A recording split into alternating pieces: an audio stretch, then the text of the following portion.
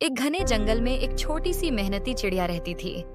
उसने पेड़ की ऊंची डाली पर तिनका तिनका जोड़कर एक मजबूत घोंसला बना। एक दिन काले बादल छा गए और तेज बारिश शुरू हो गई। चिड़िया अपने घोंसले में आराम से और सूखी बैठी थी।